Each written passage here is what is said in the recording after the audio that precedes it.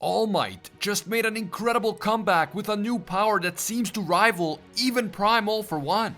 This is unbelievable, and there was so much emotion and power and nostalgia in this chapter. Could this be All Might's final battle? Is he about to make the ultimate sacrifice for the next generation? Let's talk about it.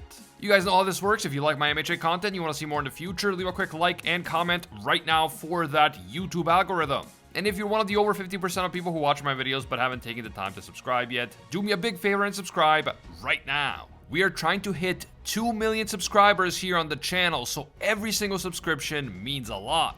By the way, have you ever wondered if Deku could have become a villain in the MHA story? And I don't mean Deku if he was like a totally different character. I mean, could our Deku, the Deku we know, have become a villain under any circumstances? I made a whole video trying to come up with a plausible scenario in which Deku, the Deku we know, becomes a villain. Be sure to check it out, link in the description and in the pinned comment, and let me know if I failed or succeeded. Finally, this video will contain MHA manga spoilers, so please proceed with caution. You have been warned. In the previous chapter, the battle between Toga and Ochako concluded in a tragic and shocking way.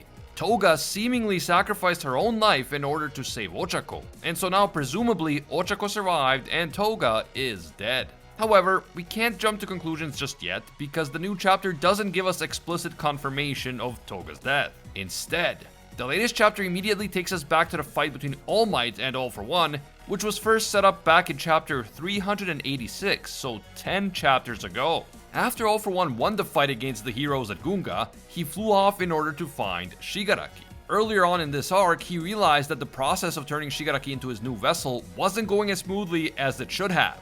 And so he has to make physical contact with Shigaraki in order to finish the job.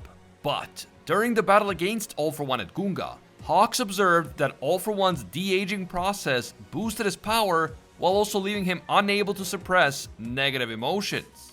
And that is when All Might made an epic return to the story. We see Tsukauchi trying to talk All Might out of doing what he is about to do, but All Might refuses to listen. He says, "This is how it has to be, Tsukauchi. After all, this was always my fight." All Might cannot allow All For One to reach Shigaraki before his body is rewound out of existence. And that means that All Might needs to buy time. So he drives his Batmobile just below All For One's flight path, and he goads the villain into confronting him. Now, for All For One, just ignoring All Might and continuing on to Shigaraki would be the smartest move. But as Hawk said, the de-aged All For One is unable to suppress his negative emotions, and with how much history he has with All Might, All For One simply cannot resist confronting his old rival. After all, it was All Might who defeated and gravely injured All For One on multiple occasions, and it was because of All Might that he ended up being incarcerated at Tartarus. So, even though All For One knows that his time is quickly running out, he simply cannot resist the opportunity to finally settle the score with All Might, to finally get his revenge. Since we know that All Might is now weak and quirkless, his decision to confront All For One seems like an extremely bad move. With All For One back in his peak and All Might far weaker than he used to be in his peak, the villain should be able to kill the hero in a matter of seconds, but not so fast. All Might has one final trick up his sleeve. As All For One notices him and begins to approach him, All Might's briefcase and car begin to transform and envelop his body, as if forming some sort of superhero exoskeleton. Back when this first began happening, a lot of us compared it to Iron Man's suit of armor, and we started calling All Might Iron Might. Chapter 396 confirms that our speculations were correct, because All Might really does proceed to encase himself in an Iron Man-style armored suit. The chapter starts off with All Might remembering Sir Night-Eye's infamous prophecy that he would experience a horrible death during a battle against a villain. Now, we know that it is actually possible to change the future that Night-Eye sees, and this happened with Deku.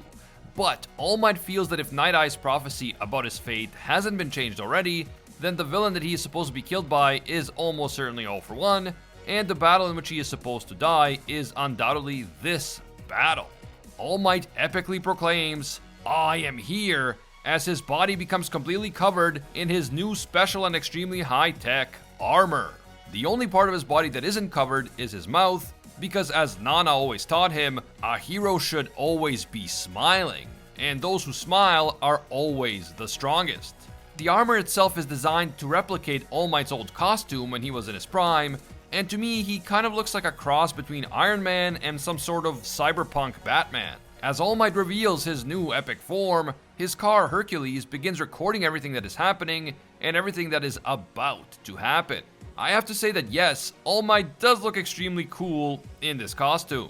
It's clearly a reference to Iron Man and Western superhero media, but it also succeeds in capturing the essence of All Might in his own unique way, especially with that unforgettable and unwavering All Might smile. Since Hercules is about to record the fight, La Brava thinks that they should maybe stream it to the entire world, but Tsukauchi and the police are extremely skeptical about this whole thing, including All Might's decision to go out there and fight All For One in the first place. Tsukauchi has looked at the facts, and he believes that no matter how determined and brave All Might is, it is simply impossible for someone who is so physically weak and also quirkless to take on a multiple quirk using monster like All For One.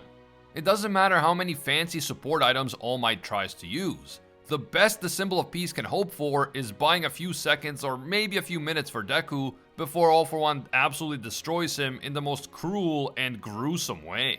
As I said earlier, All For One also know that this fight is just a waste of time for him because a quirkless All Might doesn't pose a real challenge. And since he has an extremely tight deadline to worry about, every second he wastes fighting washed up All Might is a second he could have been using to reach Shigaraki before his body is rewound out of existence. But in his current state of emotional instability, All For One simply can't stop himself from engaging his biggest rival and worst enemy. And especially not after seeing All Might's smug smile poking out of that armor. So, a psychotic looking All For One launches a massive energy beam right at All Might. All Might commands Hercules to form a shield. The parts of Hercules that weren't turned into All Might's armor are then turned into an overpowered high-tech shield that forms around All Might and protects him from All For One's attack. The energy beam still destroys a bunch of buildings in the surrounding area, but All Might is left unscathed, at least for now.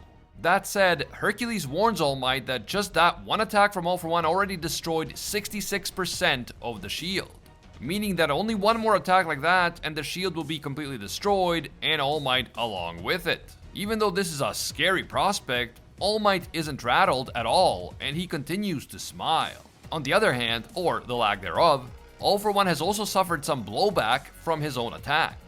The energy beam was so powerful that it seems to have disintegrated his own right arm up to the elbow, but of course we know that All For One has the ability to regenerate his own body, and that is exactly what he begins to do right away. Nevertheless, this makes All For One even more angry, and instead of launching another long-range attack, he flies downward in order to get closer to All Might. By doing this, All For One is lured into All Might's trap. All Might uses an attack called Black Whip to trap All For One with a dozen powerful mechanical ropes. And these ropes are infused with electricity in order to hinder All For One's attempts at regeneration. All Might calls the electric attack Charge Bolt before reeling All For One in with a technique he calls Cellophane. And he then rushes All For One using special anti-gravity boots of some kind, a move he calls Sugar Man. So, as All Might engages in what could be the final battle of his life, he is actually shouting out his students and their quirks, including of course Deku, Kaminari, Zero, and Sato. Honestly, I really enjoyed this aspect of the chapter. All Might developed an extremely powerful armored suit, and he based its powers on the quirks and abilities of his own students. It's a way to honor them and also to show them how much faith he has in them and their abilities. Real talk, this is pretty beautiful and emotional when you think about it, and it would hit even harder if it turned out that All Might will have to make the final sacrifice during this fight. All Might says that All For One's strategy has always been to launch clumsy long-range attacks until he weakens his opponent, and then he would just proceed to steal his opponent's quirk. But since All Might is now quirkless, All For One's tried and true strategy is not going to work. Back inside the police HQ, Tsukauchi is shocked to see how well All Might is doing, and how good of a fight he is putting up. La Brava even teases him a little by saying like, oh, so what were you saying? All Might's gonna die in a few seconds? Back on the battlefield, All Might explains that he really wanted a chance to fight one last time, and so he came up with the idea for an armored suit, and he had it custom made for him by some special friends from the United States. Back when All Might lost his master to All For One and he was forced to flee to America, He met a really good friend there, and now that friend and his daughter have given him this gift, the ability to smash All for One once and for all. The friend that All Might is talking about is of course Professor David Shield, and his daughter is Melissa Shield. They were both introduced in the first MHA movie, but they have also been directly referenced in the manga. Now in this chapter, Melissa finally makes her full appearance as we see her monitoring the fight on a screen, and she is clearly very anxious to see how well the armored suit is going to hold up. All Might also speaks directly to Tsukauchi. He says that as his best friend, Tsukauchi should know that All Might never goes into a fight thinking that he will lose.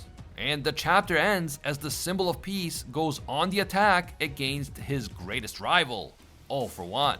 In fact, he uses Deku's famous kick-centric shoot style to deliver a powerful kick right to All for One's face. And All Might calls this attack Shoot Style Smash. On that epic and heartwarming note, this chapter comes to an end. Wow, what an incredible, legendary comeback for our boy, All Might. For so long, he has been out of commission due to becoming quirkless and due to how weak his body was. But this chapter proves that he is still the iconic hero that everyone loved and respected. Even though this armor probably won't last long against All for One, it really is great to see the legendary All Might in action one last time. Now, of course, the big question is this. Is this the moment that All Might sacrifices his life for the next generation and dies while fighting All for One? Is this the moment in which Sir Night-Eye's grim prophecy finally comes true? Personally, I'm leaning that he really might die here, and that his heroic death will become a great inspiration for all the heroes, including Deku, and that is why they will end up winning the war against the villains. What do you guys think? Is All Might about to go out in an epic blaze of glory, or could he still somehow survive and end up hooking up with Deku's mom, which is what we all want?